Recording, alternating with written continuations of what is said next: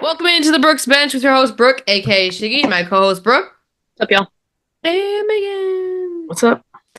Alrighty, if you're new here, hit that subscribe button, like, comment, share if you want to join our Discord. Link is in the description. And follow us on all social media at the Brooks Bench. But you guys are here for the week 5 recap, so let's get into it. First off, with the news.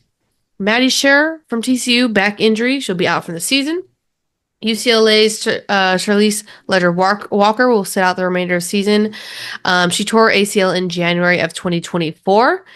Paige Beckers. I don't know. Did you guys see this? Her PE, her GT Hustle 3 PE released December 7th. It looks comfy. It looks The shoes, right? Yeah. Yeah, they do look pretty sweet. I like her gear too that she I know. She gave out the hoodies. It says Becker's, but buckets. That was kind of cool. But that didn't get released to the public, right? It was just a shoe? I don't know if she just gave that to her team. Oh, to the team? Or what. But Gotcha. Okay, yeah, I did see it. It does look really nice, honestly. Forbes released its 30 under 30 list, and it included a couple college basketball players. We had Flau'jae Johnson and Haley and Hannah Cavender. I'm not surprised. And then on that note, Flau'jae signed an NIL partnership with Unrivaled, similar to the Paige Beckers one that we announced earlier. Kim Mulkey reached 100 wins at LSU, faster than any coach, men or women, in LSU history. That Kim. Gotta love her. Who liked Kim Mulkey on this pod? Was it one of you? Or I made that up in my head? I think I've liked Kim Mulkey. I just don't like how she handles things. Oh, okay.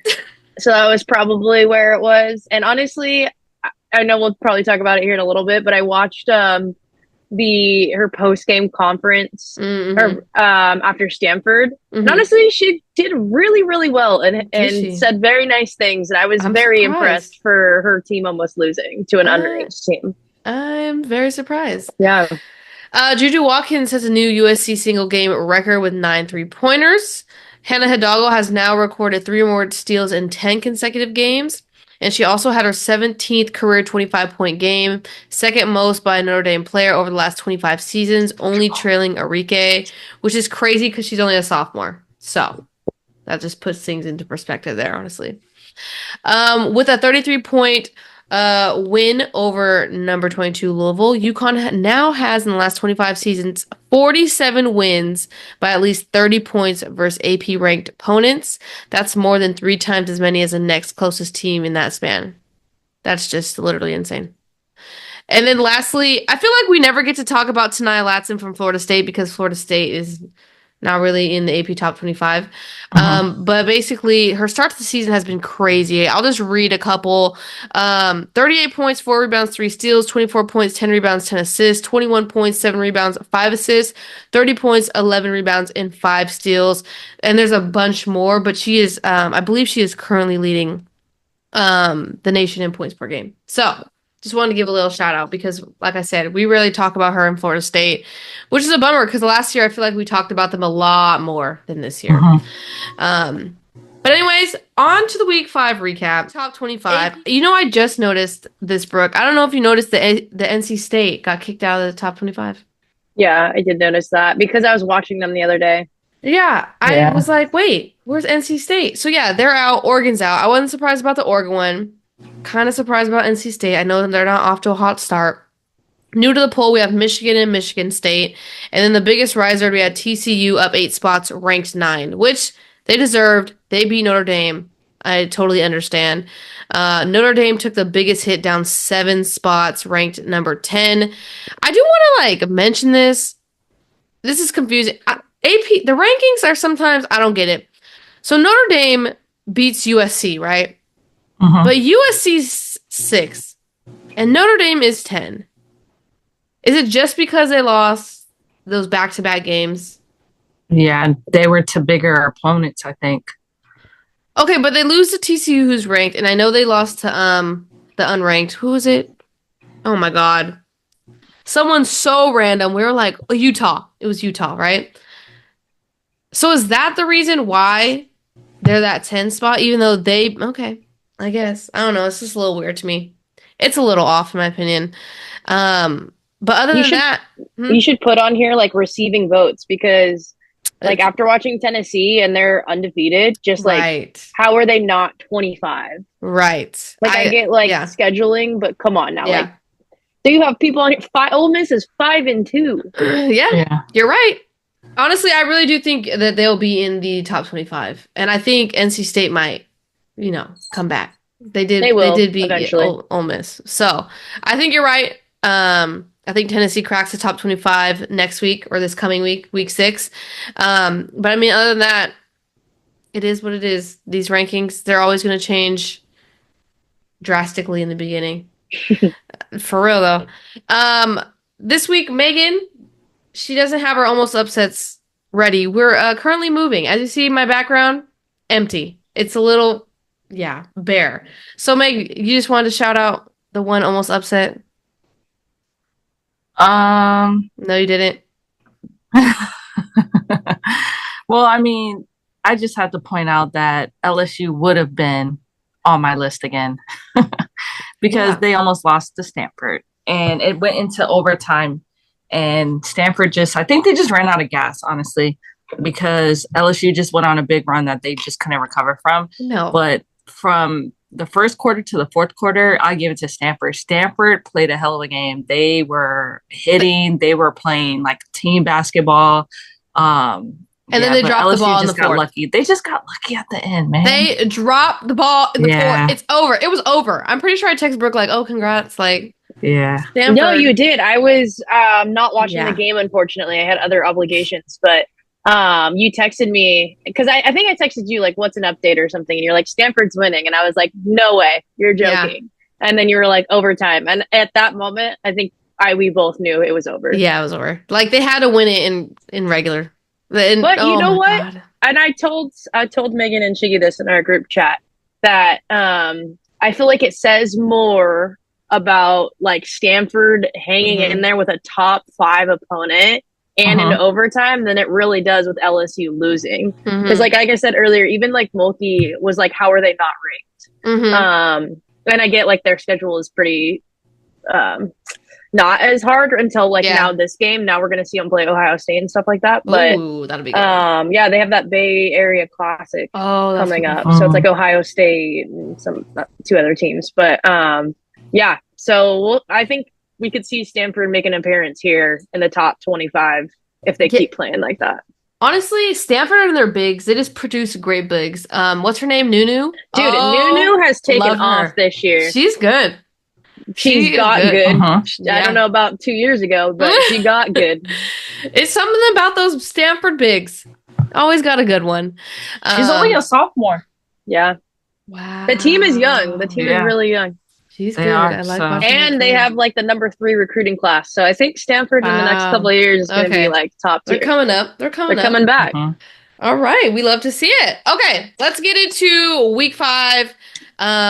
Oklahoma defeats Louisville 78-72. I want to talk about Louisville has a hard schedule because we talk about Louisville every single week and I know they lose, but they're always losing to someone ranked. And I'm like, God, can we get a break, Louisville? Like, lighten up the schedule. Jeez. No, I'm just saying. Well, I'm pretty sure like Louisville lost this game. Like they were winning. If I'm not wrong in this one, I think it was this one. Like they were winning most of the game and just shit the bed. Just couldn't close it out. Which is like a great description of Louisville, it seems like. They do really good and then just like at the last second. So I don't know. Oklahoma with Reagan Beers. It's going to be a force to watch. I know. I do like it. Top performers, Peyton Verhulst, 21 points, 7 rebounds, 3 assists. Reagan Beers, 11 points, 11 rebounds, 3 blocks. And then Olivia Cochran for Louisville, 17 points, 9 rebounds, 2 assists. I mean, pretty evenly matched in the stats category. So I'm going to say you're right, Brooke. Yeah, it looks like Oklahoma just 29-12 in the fourth. Yeah, like I'm telling you, like wow, it took off. I think it was this game where I was like, "There's no way." I was like, "Oh, you know it was because this was when I texted you and was like, are we doing top plays this year?" Because I think it was Louisville. Hey, welcome to my guest appearance, Miss Sunny. Oh my gosh. Yeah, I was shocked that Louisville lost this game because they were winning the whole time, and honestly, they looked way better than Oklahoma. That's crazy. Well, I mean, like I said, stat category is pretty significantly the same. They both shot around the same from field goal. I mean, Oklahoma outshot them on the three, 37% to 23%. Rebounds were pretty much the same. Oklahoma had 27 turnovers though. And Louisville capitalized that with 28 points off turnovers. So I mean, yeah, it was a pretty close game, honestly. 30 points in the paint for Oklahoma, 22 for Louisville. Probably another game Louisville should have won. But yeah, like you said, a lot of close games lost by them, honestly. Yeah. Over to South Carolina defeating Duke 81-70. Bummer for Duke. I know Duke was on a little hot streak here, but Chloe Kitts for South Carolina, 21 points, 11 rebounds, 2 steals. Sanaya Fagan, 11 points, 3 assists, 2 steals. And then what? T-Mare? How do you say that? Tana? Tiana? Tiana? No. Yeah. Taina, isn't it? Okay. We're going to go with Brooks' pronunciation. 4 rebounds, 4 assists, and 4 steals. 4-4-4. Alrighty. But South Carolina, dominant. 57% from the field, 50% from three, 73% from the free throw, 28 rebounds, and only 16 turnovers.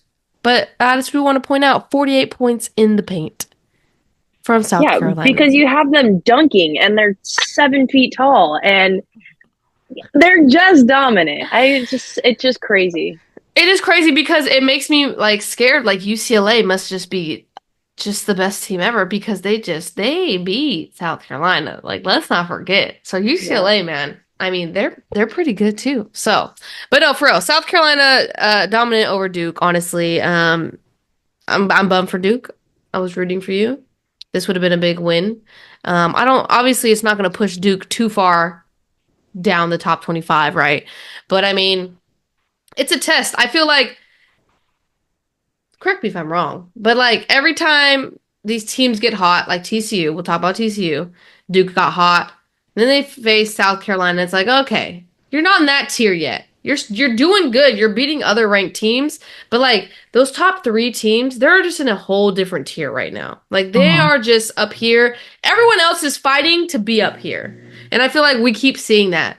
Like I said, these teams are beating other ranked teams, but when they get to a South Carolina, a UConn, UCLA, it's like, no, you can't sit with us right now. Like you're still not there yet. That's just kind of what I've been seeing, especially when teams. Well, I feel South like Carolina. I was gonna bring it up later, but just watching it a lot more this week. Yeah, it's just the amount of like grade school errors that are happening. Like, why are you passing the ball there? And why are you turning it over? Why do you not realize there's somebody behind you stealing the ball? Like, why are you going straight up into Fuwiley, like, without some form of, like, movement in your arms? Like, they're reading you guys like a book. So it's like, do something different. Stop being, like, new to basketball. Yeah, and it's crazy because I feel like wherever we read these stats, the turnover category is just so high. It's embarrassing. It's ridiculous. It's like whoever has the least amount of turnovers is going to win the game, and that's just in general. That's a general rule, okay? But yeah, South Carolina defeat Duke. Notre Dame, I don't know if you guys watched this game, Notre Dame upset Texas. Much needed for Notre Dame. Because everyone was coming at them for losing to TCU and Utah, right? So Notre Dame upsets Texas 80-70. Hannah Hidalgo, 30 points, 8 rebounds, 4 assists. Olivia Miles, 18 points, 6 assists, 2 rebounds. And then Madison Booker for Texas, 20 points, 8 rebounds, 5 assists. This went to overtime. Texas lost it in overtime, man. These overtime games really show you the grit because it's like it slipped away from them. But it was a back and forth game. Definitely tough. Definitely, I feel like what we all expected. It was going to be a hard fought game. Did you guys end up watching this one? Who was I talking to about this game? Yeah, I watched this one. Okay. I don't think I watched this one. This was a good one. I mean, well, what did you see from the game, Meg? Yeah, it was a close one, but I really thought Texas was going to pull away. But Olivia Miles hit like a dagger 3. Oh my God. And she was just hitting. It was just like really momentum changes. that they were getting to just stay within it the whole time. Yep. But yeah, and then at the very end, it went back and forth all the way until like 3 seconds left. And then it went into overtime, and then overtime was just horrible for Texas. Like they were settling for these jump shots instead of getting to the basket, trying to get to the line. Notre Dame it was like 12-2 in overtime. So it was just kind of like over. Yeah. I mean, Olivia Miles clutch layup to send it to overtime, you know? And I agree with you. Texas lost it in overtime. It was going back and forth. Hannah Hidalgo, 30 points. I mean, man, she's on fire. But yeah, Notre Dame back to what we thought they were going to be. You know, little bumpy road, 2 losses, but I mean, hey, they needed that win against Texas. This was a good test for Texas. I feel like they haven't had the strongest schedule. I know they played West Virginia earlier in the year, but West Virginia was ranked like 24 or something like that. Yeah. So this was a good test for Texas. And I know Texas and South Carolina, I believe, have to play twice this year. So that's going to be really good to see how those two teams compare. I think the first time's in January. Yeah, because they're both in the SEC now, right? Yeah. Who's Texas' next ranked opponent? Do you have it? Do you have the schedule up, Meg? Yeah, let me see. Because now I'm curious, because I know, you said January they're going to play South Carolina. Yeah, Oklahoma. Oh, that's going to be a good game. That'll be a good game. Isn't that a little Red River Showdown or something like that? Isn't that a rivalry game? Probably. I'm going to go with that. You know, all these tournaments? Don't quote me on that. I swear that's a rivalry game, though. Yeah, well, it isn't football, right? It isn't football. I feel stupid right now. No, I think you're right. It is in football, right? Yeah. No, I think you're right. I'll back you on that, even though I'm not 100%. I'm pretty sure. While you guys look that up, I'll move on. Okay. Yeah, please. UNC defeats Kentucky 72-53. Renaya Kelly 18.6 assists, 3 rebounds. Maria Gakdang 16 points, 9 rebounds, 2 blocks, and then Desire Lawrence 17 points, 1 rebound for Kentucky. Brooke, you watched this game, right? I did. It was great, let me tell you. Watching Kentucky lose was awesome. Also a big UNC fan, though. I really am. I don't know where it came from, but honestly, UNC looked so good. Like, really? I'm telling you, if they played like they did in the first half, dude, they'd be top 10. Yeah. Like, really? They were... That's crazy. Right. That's why I was like, oh, they came out with a bang on this one. Of course, just dumb errors, but UNC was like really utilizing the field. And I mean, like Kentucky is the same with Coach Kenny's like strategy and Georgia Amore, and all they do is shoot threes. So like that's the hard part. And but Kentucky gave them a pretty good showdown. Like Kentucky's pretty tall, and they kind of clicked after a while. But I mean, UNC just had the best of them from the tip off. Dang. I mean, I'm reading this right here. 42 points in the paint for UNC and 10 for Kentucky. Yeah. Like, look at that. 9 turnovers from UNC. When was their last 9 turnover game? Come on. Yeah. Like, it was, I mean, even Kentucky, 13, that's really not as bad as we've been seeing. But, yeah, I agree. Yeah, dude, it was a good one. And that's why I think I was concerned about Kentucky, because, Virginia Tech, same style last year, 29% from the 3. Okay. That's not going to win you games, Kenny. But hey, whatever. No, it's not. But yeah, I mean, Kentucky and UNC, I mean, this was a coin flip. This was a coin flip game. Yeah, it was. Honestly. Yeah, they play again this week. It'd probably change. Like, Kentucky is probably going to come out on top. Yeah, so exactly. So, we'll see. Rematch coming soon. NC State upsets number 18 Ole Miss 68-61. Zoe Brooks 19 points, 3 rebounds, 2 assists. Zam Jones 14 points, 5 rebounds, 1 assist, and Madison Scott for Ole Miss 15 points, 5 rebounds. Welcome back, NC State. You know what? The Ole Miss thing that you had mentioned, how they're still ranked, they have 2 losses already. Yeah, I'm curious now. I wonder if they're going to stay. Probably going to drop now. In the top. I wonder if they're going to stay in the top 25. Ole Miss might be that like little team this year that like doesn't ever leave. You know how we have like 1 or 2 teams that just float? Ole Miss might be that floater this year. I can see because have they been in most of the games too? Usually, their defense keeps them in the games. I had this game on too, and I just didn't watch it. I was doing work or something. Yeah. Well, I mean, NC State, 30 points in the paint. They shot 50. They shot 57% from three. All right. Well, right there. Versus Ole Miss 17%. Okay, so red flag. And I think we've mentioned this before. Ole Miss, like when I've watched their games in the past, they settle for threes, even though they're not like a 3-point shooting team. So 17% from three. I mean, that's gonna kill you right there.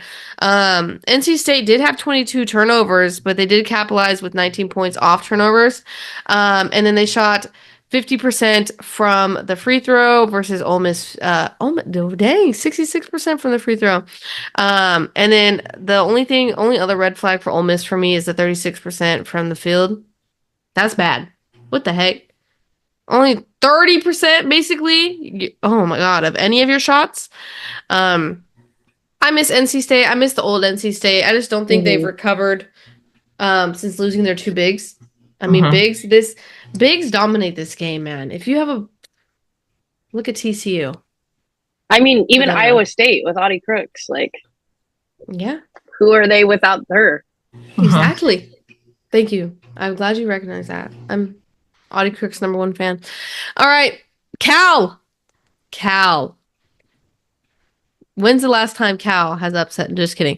No, for real. Cal upsets Alabama 69-65. What is going on here? Kayla Williams, 21 points, 6 rebounds, 1 assist. Iona Cremilli, 19 points, 2 rebounds, 3 assists. And Zay Green for Alabama, 28 points, 4 rebounds, 2 assists. So right off the bat, okay. It looks a pretty even game, honestly. They only won by 4 points. 43% from the field for Cal, 62% from the free throw, 33% from the three. They had 36 rebounds and only 15 turnovers. Alabama, 41% from the field, 3%, not 3%, 23% from three, and 50% from the free throw line. 38 rebounds and only 11 turnovers. Pretty clean game. I mean, I've seen like 40 turnovers from one of the games we highlighted before. So pretty clean game. 42 points in the paint. Just looks like the three won Cal the game. 33% versus Alabama's 23%. Honestly, I haven't really watched an Alabama game. Has anyone here watched Alabama play? I think I like tuned into one of them, but like honestly, like it's crazy that Alabama lost that game. It is the threes because those are barely good stat lines. Yeah. For like they're winning in most of it, and you have 42 points in the paint. I love that. Yeah, that's my favorite. Yeah, this is crazy. The stat line are pretty similar. I haven't watched Alabama play actually this year. No.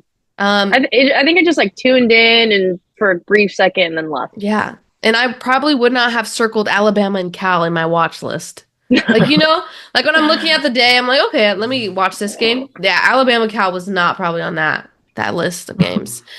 It probably wasn't even televised, honestly. No, it probably wasn't. It might not have been games, honestly, for real. Over to UConn defeating Louisville 85-52. This game was boring. No, for real, UConn just ran over Louisville. Not a strong game for Paige Beckers. They're led by Sarah Strong, 21 points, 8 rebounds, 3 assists. AZ Fudd, 18 points, 10 rebounds, and 6 assists. And the high score for Louisville, Amari Berry, 10 points, 1 rebound, 1 assist. Yeah, that's crazy. AZ Fudd did look like she tweaked her knee in this game. So praying for her, hopefully. No, she started today, didn't she? Or last night.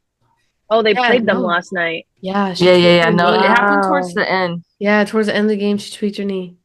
So she came back to the bench, though, from the locker room. Hopefully, she's still healthy.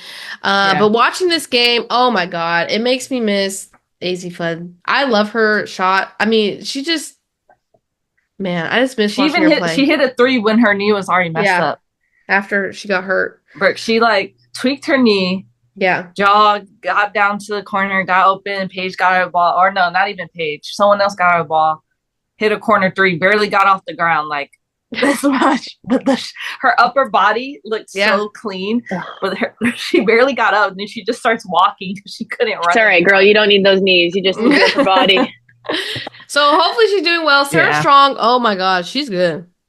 UConn always finds a good one. Yeah. And then they run with it for another 4 years. Freshman. She's a freshman, so But yeah, I mean, Louisville, I don't know. I don't know. I feel like we just keep talking about them losing. They're still in the top 25. They're probably maybe gonna fall out. Maybe. They might hang on that 25 spot.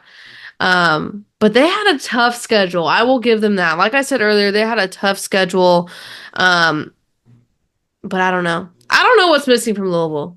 Anyone have any opinions on that? A score. But I feel a like true scorer, man. Like yeah. I feel like they don't have any guard that's willing to like take over and get to the basket and kind of like be that dog for them. But I feel like they have that because they have Zam, right? Did I make that up? Zam Jones. They just don't have the finish. I feel NC like State every has time I Zam watch Jones. them, Sorry. it's like they just can't go the distance.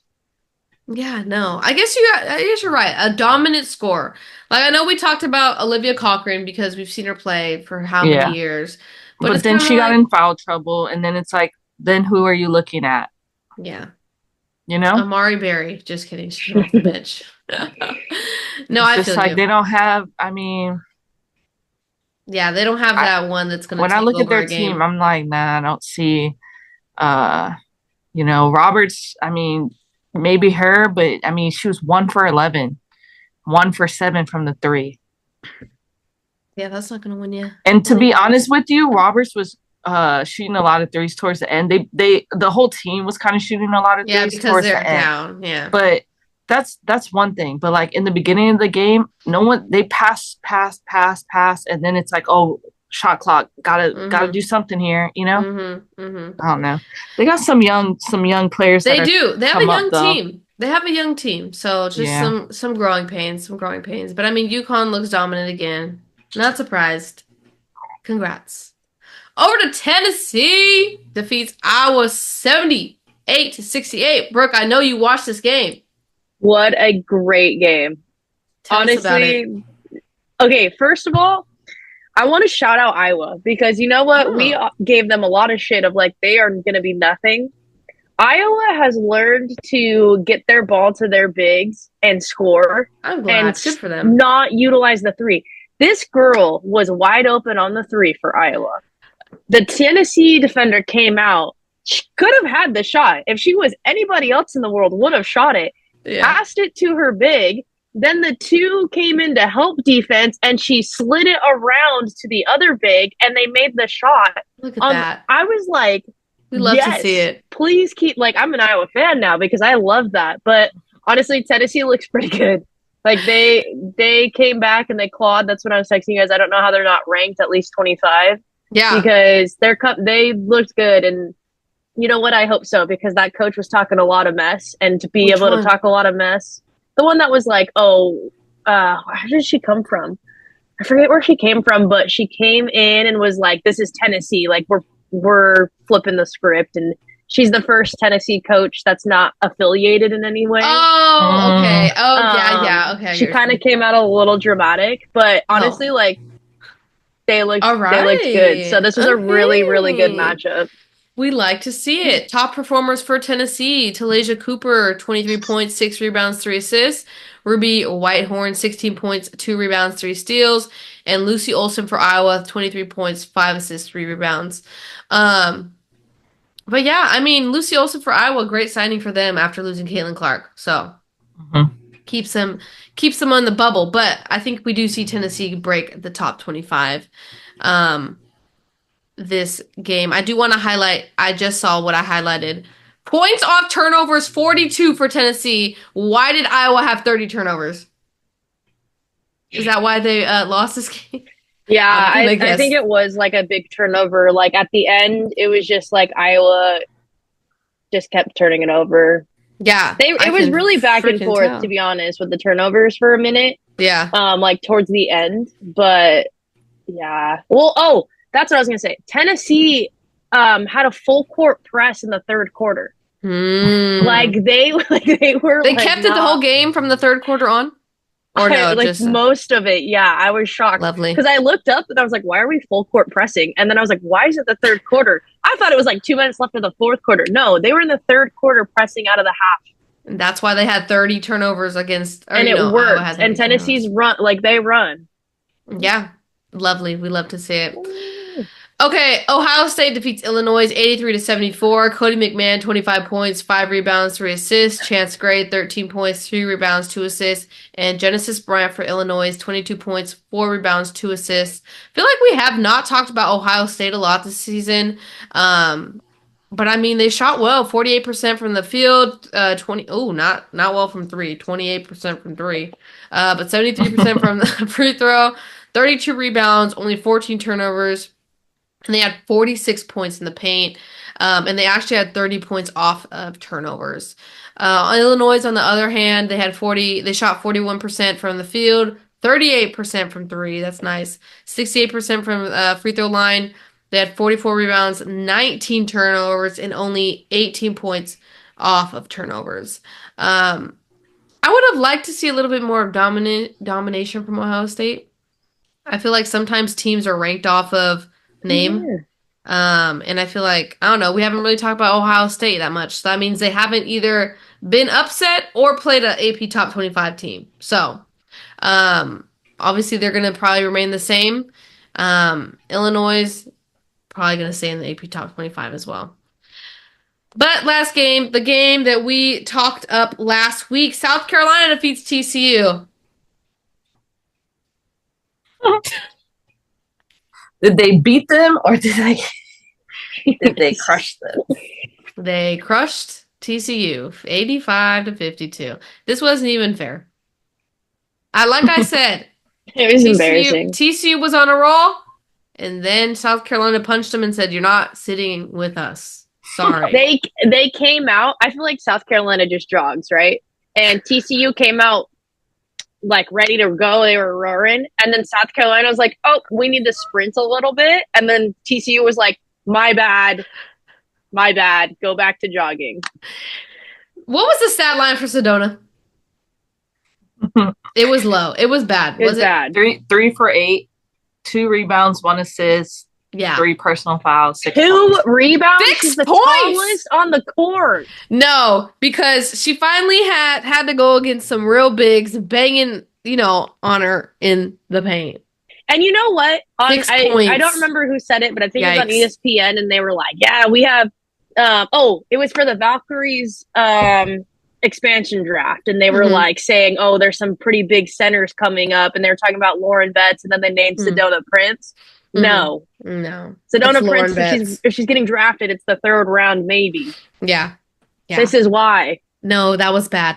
But it's the Haley Van Lith show. This is old Louisville. She has no help over there. Haley Van Lith, baby. We're back. No, it's good for her, though, because I feel like she lost her confidence in LSU. I love to see it now. They draw up plays for her. She's putting them on her back, and there's no other help. Because Sedona is scoring 6 points. How is that going to help TCU? It's not.